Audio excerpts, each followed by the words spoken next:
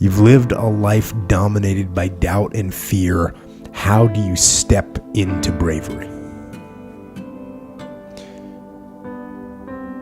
Step. That's how you step into bravery. Step. Take the step. Step aggressively towards your fear. And that step towards your fear is the step into bravery. When you get that feeling that you want to do something, like talk to someone you're interested in, raise your hand, ask a question, or ask for a raise, the longer you wait after you get that initial feeling, the more likely it is that you won't do that thing that you really want to do. Why? Because your mind starts to overthink, make excuses after excuses. Oh, what if I look stupid? What if I get rejected? But here's the hack, here's the trick.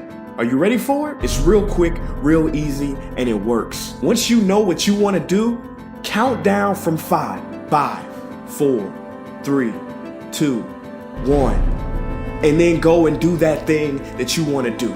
Like a rocket ship, count down and then blast off. Sounds like the silliest thing ever, but it works. It works based on the science of metacognition, and study after study have shown its effectiveness. See, it quiets the negativity bias that we have in us. The stinking thinking, the blah blah, the worry. See, worry is a misuse of the imagination. It does nothing but drain us of our willpower. But when you focus on the countdown, you interrupt the worry, the doubts, and then you can go and do what it is you want to do. That's it.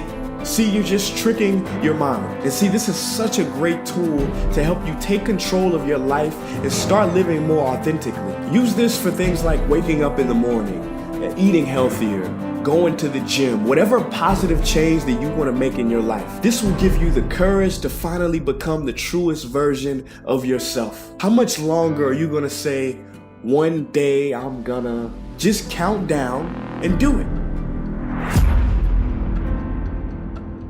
The only way they're going to do it is if you say it. So get over your fears and get over your trepidation and get over your whatever you feel like your insufficiencies are. Get over it and stop thinking about you and practice and develop and get better, because there's a world out there that needs to wake up every day and they need content and information, and they're waiting on each one of you. So when you leave this conference, stop waiting, get busy, operating your gift, and go out there and communicate and change the world.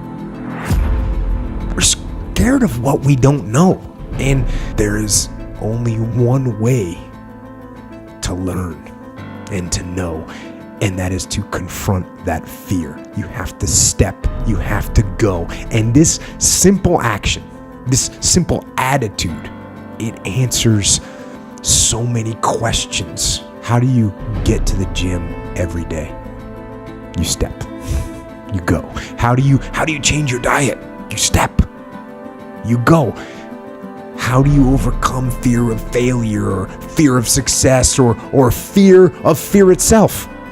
You step. And how do you face the fear of the unknown? You step. Don't wait anymore. Don't think anymore. Don't plan anymore. Don't contemplate anymore. Don't make any more excuses or justifications. Don't rationalize anything else. No, no, and no.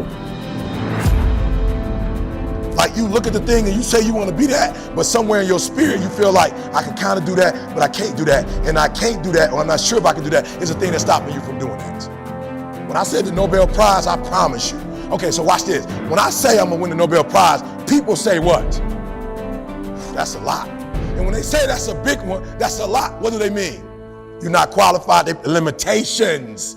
So they say it with the limitations, but when I heard it, I didn't hear limitations. When I heard it, I was like, woo, I'm about to go get this Nobel Prize. I'm about to go get this Nobel Prize. And so when I spoke, I'm about to get this Nobel Prize. I'm about to get this Nobel Prize. I'm about to get this Nobel Prize. I'm about to get this Nobel Prize. I put it out in the atmosphere, and out of nowhere, people start sending me books on people who win the Nobel Prize. They sent me a book of like 100, 200,000 people who won it from the beginning up to now. Then people start calling me and invite me. Hey, E, I don't know if you know it, but we're having a Nobel Prize luncheon in D.C. Are you available? I said, I didn't even know they had a luncheon. I didn't even know like this was an organization. Like I thought I was the only one that said it. No, you're not. So when Harriet started freeing people, she realized you're not the only one and you're not the first one. And they introduced her to the other people that was doing it. When you start believing and start moving, you're going to start getting introduced to opportunities. You're going to start going behind closed doors. You're going to start doing stuff that nobody else is doing. Why? Because don't nobody even know that it's possible. This is just a small group of people that believe that's spending time together. Are you hearing what I'm telling you? When I said I wanted to be a billionaire, out of nowhere, I started hooking up with billionaires. I started running into billionaires when I started saying it. I started hooking up with dudes that own NFL teams, not the dudes that play. I started hooking up with dudes that own the NBA team, not the dudes that play. Because I didn't just say it, I believed it. I need you to do me a favor, get rid of all fear. All fear, all doubt. Any music, any TV programs, any person. Listen to me. Here's what I love. I love when Harriet came to Philadelphia, the first thing they said was, do me a huge favor, give me a different name. I don't even want you saying that name that was attached to being enslaved. Because if you say that name is going to remind you. I want you to give yourself a new name. No, just give yourself a new name. Say something else. Be aggressive. Take action now. And what is the first action that you need to take? What's the first step you need to take? The first step you need to take is just that. Step. If you really believe that you could do what you said you could do, what would you do differently? Talk to me quickly. What would you do differently? If you believed that whatever you wrote down could happen, first of all, you would do it. Don't say that one. You would do it. It wouldn't be on a piece of paper. You would actually do it. But what would you do that you're not doing right now if you believed? Good. So we're just gonna go. Listen to me very closely. If they're gonna shut the door on us, they're gonna shut the door on us. We're not gonna shut the door on ourselves no more. We're not gonna pre-shut the doors. You feel like we're gonna stop pre-shutting doors. We're gonna stop going, they don't even need to go to that door. Because I already know what they're gonna do with that door. They're gonna shut me down. We're gonna stop pre-shutting doors. And if the doors get shut, they're gonna have to shut it. So we're gonna go where we wanna go. Where would we like to go? What school would you like to graduate from? Where would you like to be an alumni from as a nurse? So we're gonna start with Michigan State. And we're gonna talk to everybody we need to talk to graduate from Michigan State, right? So here's what we're gonna do too, all right? So let's put a date next to that dream you got. Put a date. That's one of the hard things right there. Put a date on it, right? When are you gonna march? Put a where, put a place. You're gonna march from Michigan State University. The Brez. I was listening to my daughter talk to our media consultant last night, and my daughter is like, when she graduates, she got a production she gonna be doing. She got a production. So they was like, what's the production like? Give it a name. She already had a name for it. She said, my father graduated from Michigan State. My brother graduated from Michigan State. I'm graduating. We're gonna call the production Legacy. I said, I hope I get to get in. I hope I get to get in that joker. You know what I'm saying? I hope I get like a 30-second cameo in that boy. And they was talking and they was going through what it's gonna look like. I'm like, I love it.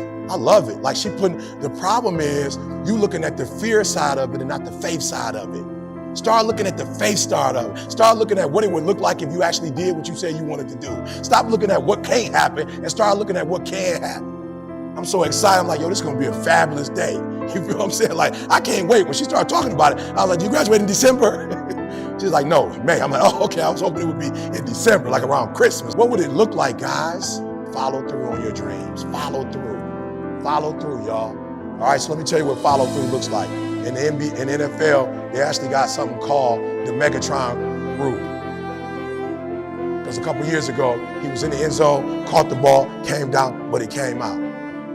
I said, they came up with a rule like you got to hold it for so many seconds so we know you got. Do me a favor, y'all. Don't just have the uniform on. Just don't have the look. Don't just be out there catching. Hold on to the doggone thing. Execute. Because if you can't hold on and bring it down, you don't get 7 points for it. And some of you, what you're doing most of it, but you're not doing the most important part. That's executing, that's following through, that's getting it done. You don't get to this level talking. You don't get to this level almost. You don't get to this level doing 70%. You get to this level when you execute. All I's are dotted, all T's are crossed. Is that clear? People respect you when you finish, not when you talk. Some of y'all, you talk too much. Stop talking. You don't have to tell me what you're going to do. Just what? Just do it. You think I'm going to have respect for you because you're talking about it, or you think I'm going to have respect because you do it?